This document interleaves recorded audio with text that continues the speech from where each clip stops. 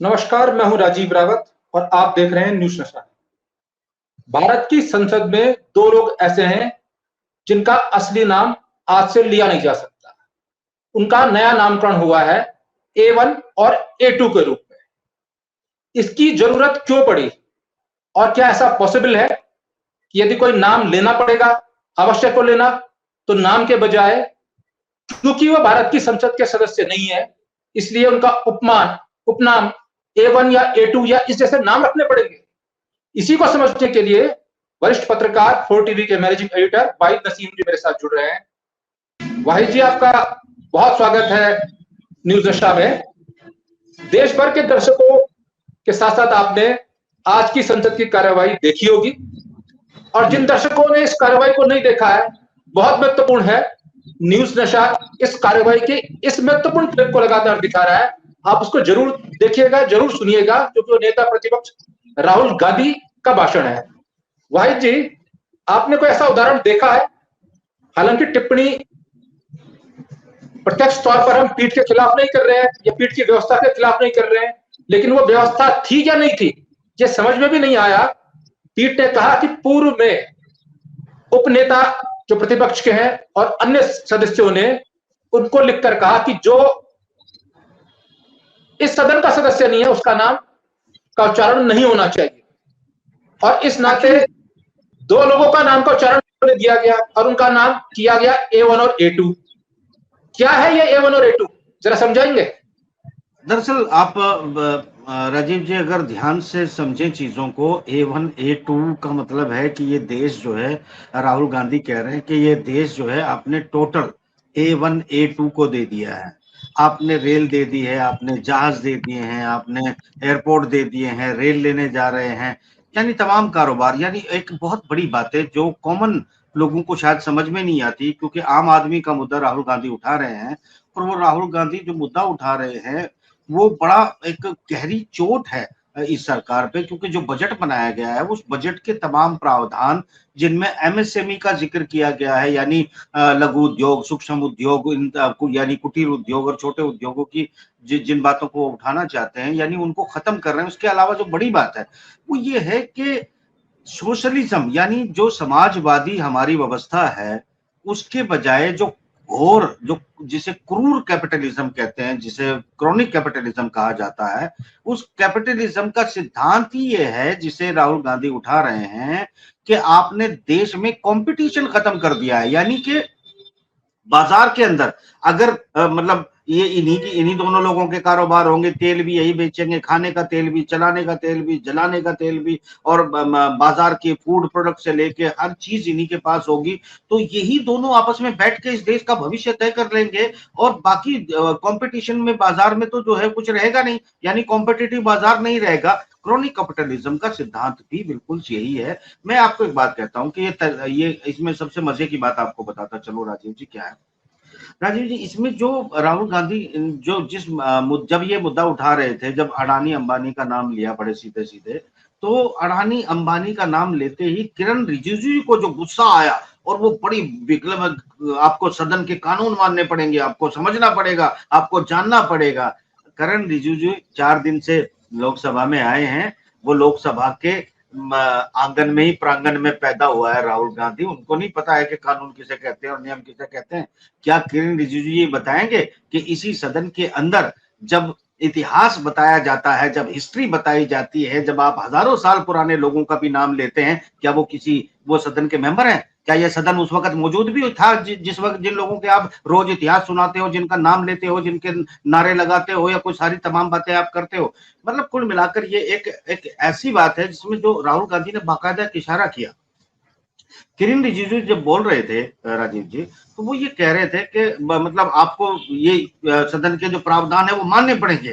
तो राहुल गांधी ने अपने लोगों को चुप कराते हुए विपक्ष को कहा, तो भाई इनको बोलने दो, क्योंकि इन्हें अभी ऊपर से फोन आया होगा, डांट पड़ी होगी, तो इन्हें डिफेंड करना है, इनकी मजबूरी है, इनकी मजबूरी समझो, इनको बोलने दो। जबरदस्त तंज कसा है राहुल गांधी ने, जबरदस्त मजाक उड़ाया है। किरण रिजिजू के बहाने मोदी जी का कि ये जो पिंच में जब यहाँ लेता हूं, बिड़ला जी को तकलीफ इसलिए होती है क्योंकि मैं अडानी अंबानी का नाम लेता हूं, और तकलीफ मोदी जी को होती है, यशराज जी को होती है। तो ये जो चल रहा है ना मामला, ये इतना खतरनाक है राजीव जी कि बिल्कुल बिना कुछ कहे हुए राहुल गांधी ने एक मैच्योर हाजिर जवाब पॉलिटिशियन की तरह जो जवाब दिए हैं, बल्कि मैं ये कहूं कि कमाल की हाजिर जवाबी दिखाई है आज राहुल गांधी ने। और उनका जो प्रेजेंटेशन है, यानी मजबूर दिखाई देते हैं जो है बिड़ला जी या फिर भारतीय जनता पार्टी के नेता या विरोध करने वाले लोग, वो आपको जो है लेकिन मतलब एक ऐसे चीज मैं आपसे लाचार कह रहा दिखाई था, देते हैं। जी जी। एक चिंता मेरी थी जिसका समाधान आपसे मिल पाएगा, क्योंकि ये देश हाँ, की संसद है, और देश की संसद में जब राहुल गांधी इस बात का जिक्र कर रहे थे तो उन्होंने चक्रव्यूह की बात कही कि भारत की 90% से अधिक आबादी है, हाँ, तो एक चक्रव्यूह के चक्र के जो ये घेरा गया है, उसके आर्थिक और सामाजिक हकों पर डाका डाला जा रहा है। इसका जो केंद्रीय सेंटर है, घेरा है, उसमें 6 महारथी हैं जो अभिमन्यु की हाँ, तरह देश के आर्थिक हितों को मारना चाहते हैं। जब उसने उन 6 महारथियों का नाम लिया तो नरेंद्र मोदी जी, अमित शाह, मोहन भागवत, अजीत डोभाल, अडानी और अंबानी। लेकिन जो सबसे अधिक आपत्ति आई अडानी और अंबानी पे आई। मोहन भागवत और अजीत डोभाल जो एनएसए हैं, ये भी सदन के मेंबर नहीं है। इसके बाद जब आगे बढ़ते गए और बहुत घपला चला, उस घपले के बीच उन्होंने फॉर्मूला निकाला, उन्होंने क्या कहूं, नंबर 3, नंबर 4। उसके बाद भी घपला होता रहा, और घपले के बाद किसी ने उन्हें आइडिया दिया, उसके बाद उन्होंने कहा ठीक है, मैं A1 और A2 कह देता हूं अडानी अंबानी के लिए। चलिए, व्यवस्था के बाद वो कहते रहे, लास्ट में A1 और A2 के तौर पर उन्होंने उनको संबोधित किया। लेकिन इस दौरान अंतिम दौर पे जब बार बार पीठ से भी ये कहा जा रहा था, जब संसदीय कार्य मंत्री किरण रिजिजू व्यवस्था की बात कर रहे थे, व्यवस्था का प्रश्न उठा रहे थे, उसके बाद उन्होंने उस मोची का जो जूता बनाता है उसके नाम का जिक्र किया, और विश्वकर्मा जी से वही बातचीत का जिक्र भी किया जो टेबल बनाते हैं। उन्होंने कहा कि तुम्हारा दर्द क्या है।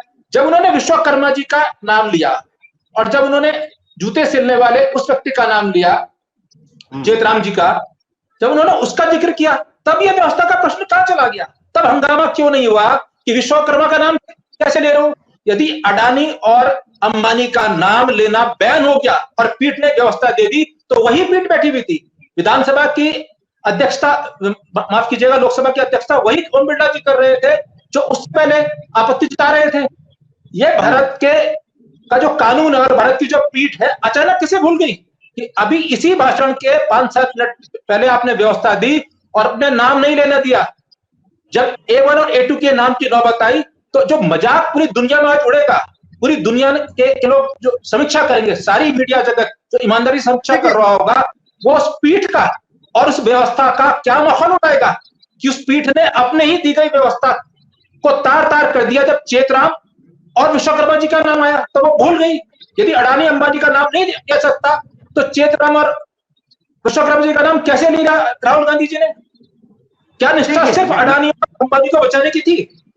असल मुद्दा क्या है? असल मुद्दा जो है वो दर्द समझ में आता है। आप अडानी अंबानी का नाम A1 A2 के नाम से शायद देश में प्रसिद्ध होने वाला है। तो मैं आपको ये बता दूं कि अडानी अंबानी के नाम पर जो है बीजेपी बार बार सदन के अंदर राहुल गांधी ने इनको बिदकाया है, बार बार ये फुदकते हैं और मतलब विचलित हो जाते हैं अडानी अंबानी का नाम लेने से। क्योंकि मुद्दा ये है कि जब अडानी अंबानी का नाम आता है तो देश की संपत्ति का नाम आता है, देश के बजट के प्रावधान का नाम आता है। ये सरकार जो है फिर वो उस पर चर्चा होती है कि तुम अडानी अंबानी के जो टैक्सेशन सिस्टम है उसमें आप जिस तरह का प्रावधान करते हो ये मुनाफा कमाते हैं। जब देश में एग्जाम देने वाले बच्चों के हजारों करोड़ रुपए जो है आप लूट लेते हैं पेपर लीक के बहाने और उनको नौकरी भी नहीं देते। पहले माँ बाप अपने बच्चों को पढ़ाते हैं, फिर उन्हें डिग्रियां दिलाते हैं, अब मतलब मजदूरी करके मेहनत करके किसी ना किसी तरीके से बच्चों को काबिल बनाते हैं। 10 साल तक आप उनको रोजगार नहीं देते और आप हर बार जो है एक झूठ मूठ का पेपर निकालते हैं, बच्चे उसमें पेपर में पैसे भी जमा करते हैं, फीस भी जमा करते हैं, 400 करोड़ रुपए आप उनके लूट लेते हैं। आप बार बार पेपर लीक कर देते हैं और अडानी अंबानी का नाम लेते ही आपके पेट में दर्द हो जाता है। आपने इस देश में कंपटीशन खत्म किया है अडानी अंबानी को लेकर। बड़ी सीधी बात है राजीव जी, ये खतरनाक बात है, इस पे चर्चा बहुत लंबी होनी चाहिए, सभी पत्रकारों को करनी चाहिए कि इस देश में आप कंपटीशन खत्म करते हैं और कंपटीशन खत्म करने वाले दो जुड़वा A1 A2 को देश बेचने के बाद आप इस देश को मजबूर करते हैं कि ये देश उनके सामने घुटने टेके। और बेसिकली माफ करना, एक बात राहुल गांधी नहीं कह रहे हैं, मैं कहता हूं बड़ी खतरनाक बात है। राहुल गांधी अगर आप जो है नंबरों पे 1-2 लाएंगे, A1 A2 तक तो ठीक है, A1 A2 अगर आप नंबर देना शुरू करें 1 2 3 तो ये 3 नंबर में देश उलझ जाएगा। क्योंकि जब विदेशों में आप बात करेंगे तो नंबर 1 जो आप किसी को देंगे तो वो मोदी जी को नहीं देंगे, वो आपको देना पड़ेगा अजीत डोभाल को। जब आप देश के अंदर नंबर 1 की स्थिति पे आएंगे, नंबर 2 की आएंगे, तो आप कंफ्यूज हो जाएंगे कि नंबर 1 अमित शाह को दें, नंबर 1 मोदी जी को दें। तो बड़ी कंफ्यूजन है इस सरकार के अंदर, बड़े झोल झाल है। और दुनिया में जो चिंतन हो रहा है, दुनिया का जो प्रेशर इस देश पे पड़ रहा है, मेरे ख्याल से सदन में वो गहन मतलब जो है सघन तरह के जो मामले होते हैं उनको उठने देना नहीं चाहते हैं, और ये चाहते हैं कि जो ये करते रहे देश ये झेलता रहे। कोई बोलने अब आपको एक अगले एपिसोड में जरूर जो है वो दर्शक भी देखेंगे कि मीडिया पर इन्होंने क्यों पाबंदी लगाई, वो अगले एपिसोड में जरूर चर्चा करेंगे। मेरा कहने का यहाँ पर ये मतलब है कि राहुल जी ने जो कुछ कहा है, राजीव जी, बात में आर में जो है थोड़ा कंफ्यूज हो गया हूँ, तो थोड़ा सा मैं आपको ये बताना चाहता हूँ कि वो जो कह रहे हैं इस देश की जो व्यवस्था हुई है ना राजीव जी, ये जो व्यवस्था की है टैक्स पर, वो डिटेल में नहीं बोल पाते क्योंकि उतना टाइम जो है पार्लियामेंट में होता नहीं। इन्होंने पहले मोदी जी जब आए थे तब उन्होंने इंफ्रास्ट्रक्चर सेक्टर को, जो प्राइवेट जो बिल्डिंग बनती है, मकान बनती है, आपको याद होगा नोएडा, गुड़गांव सब जगह प्रोजेक्ट बंद हो गए, कंपनियां कोलैप्स कर गई। ये होता क्या है इस देश की जनता को, तो ये लगता है क्योंकि यहाँ एक और मानसिकता पैदा की जाती है कि अगर एक जो हसद है, एक चिढ़ जो पैदा की है एक दूसरे इंसान से, एक दूसरे इंसान की, खासतौर से आरएसएस बीजेपी पे मैं सीधे इल्जाम लगाता हूँ इस चिढ़ को पैदा करने का, उसमें ये होता है कि अगर सामने वाले का नुकसान हो रहा है तो मुझे सुकून मिल रहा है। मैंने गुजरात में जाके पूछा, भाई नोटबंदी से तुम्हें क्या मिला? कहने जी अमीर लोग लुट गए, बर्बाद हो गए, ब्लैक का पैसा लुट गया। मैं तुम्हें क्या मिला? बोले मुझे मिले ना मिले वो तो लुट गए ना। कम से कम एक देश का नागरिक दूसरे नागरिक को लुटने पर जश्न मना रहा है, खुशी मना रहा है। ये इस देश के भारत की मानसिकता करती है। विकसित देश बनाना चाहते हैं इस देश को, विकसित और विकासशील पे फिर लंबी बात करेंगे। बात ये है कि ये जो चिढ़ पैदा की है इससे हुआ क्या? चलिए मैं कट शॉर्ट्स में आप, क्योंकि कुछ महत्वपूर्ण बिंदु और थे जी, जो बोलिए। हिंदुत्व के नाम पर हिंदुत्व को पेटेंट समझकर राजनीति करने वाला दल है, सत्ता में बैठा हुआ दल है। आज जब राहुल गांधी ने यह कहा कि भारत शिवजी की बारात है, आप जिस रूप में चक्रव्यूह बना रहे हो और उन 6 लोगों के मार्फत ही काम कर रहे हो, बाकी सबको डरा रहे हो। इवन उन्होंने जिक्र किया नाम का कि डिफेंस मिनिस्टर भी डरता है कि वो प्रधानमंत्री बनने का सपना भी ना देखे, तुम्हारे मंत्री भी डरते हैं, यही कंट्रोल कर रहे हैं सब कुछ। और उन्होंने कहा जो तुम्हारा चक्रव्यूह है उसमें जो शिवजी के गले में सर्प है, शिवजी का त्रिशूल रखा हुआ है बगल में, वो प्रेम का संदेश देता है। और जो शिवजी की बारात है वो एकता का संदेश दे रही है। उसमें सब हो सकते हैं, उसमें दलित भी आए, भूत भी आए, प्रेत भी आए, सब ला सकते हैं। उन्होंने जिक्र किया कि जो सिखों के यहाँ सेवा होती है वो सारे लोग कर सकते हैं लंगर में, जो मुस्लिमों के यहाँ होता है वहां सब जा सकते हैं, कोई प्रतिबंध नहीं है किसी पे, ईसाइयों के चर्च पे सब जा सकते हैं। तो जो भारत के धर्म है और हिंदुत्व, ये भेद का संदेश नहीं दे रहा है, ये एकता का संदेश दे रहा है। और यही जो शिव जी की बारात है इसमें हर किसी को प्रवेश मिला।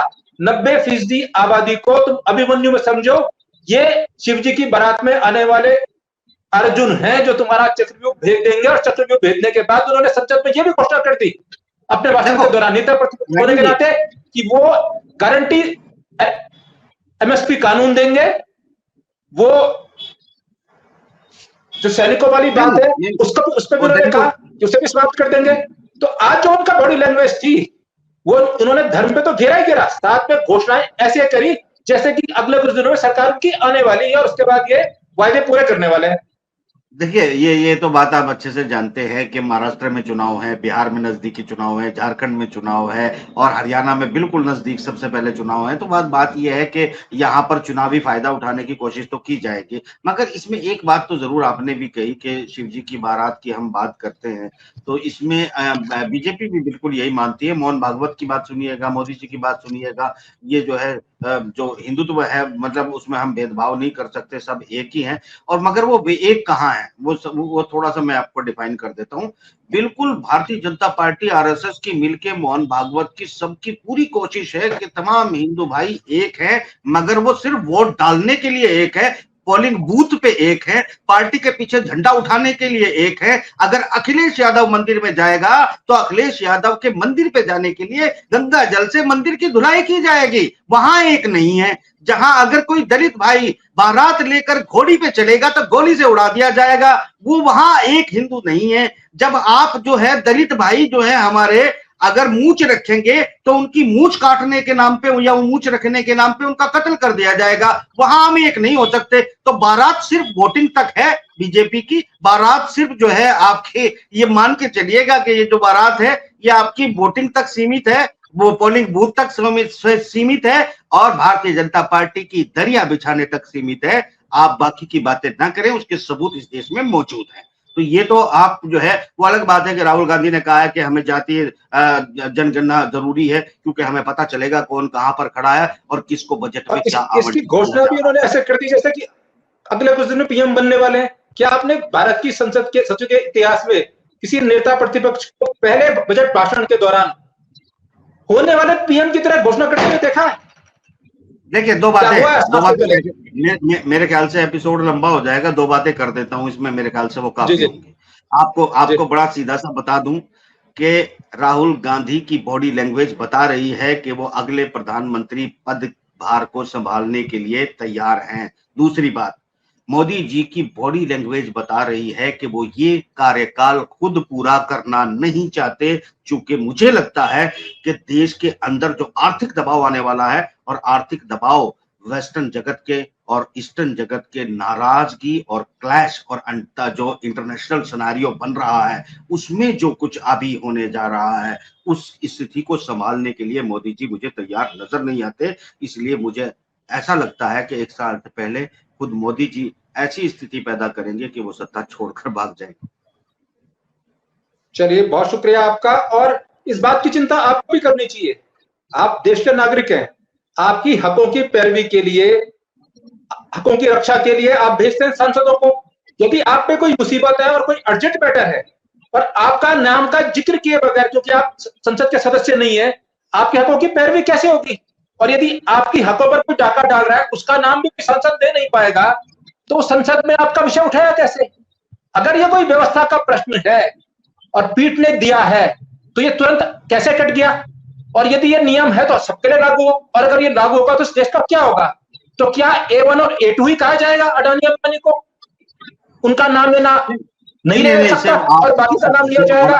ये कैसा अडानी अंबानी को A2 नहीं कहा जाएगा, अडानी अंबानी को सिर्फ A2 नहीं कहा जाएगा, जिसकी समस्याएं हैं उनको A2 कहा जाएगा। और हाँ, मैं भाई जी इस प्रश्न को दर्शकों के लिए छोड़ा जा रहा हूं। आपको चिंता करनी चाहिए दर्शकों को।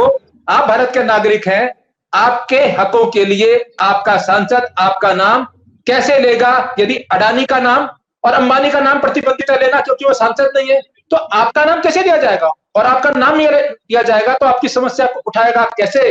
ये सवाल आपका है जो आज राहुल गांधी ने उठाया था, और इसकी चिंता देश के हर नागरिक को करनी चाहिए, पत्रकारों को भी करनी चाहिए। फिलहाल भाई जी आपने समय दिया, बहुत शुक्रिया, दीजिए इजाजत, नमस्कार।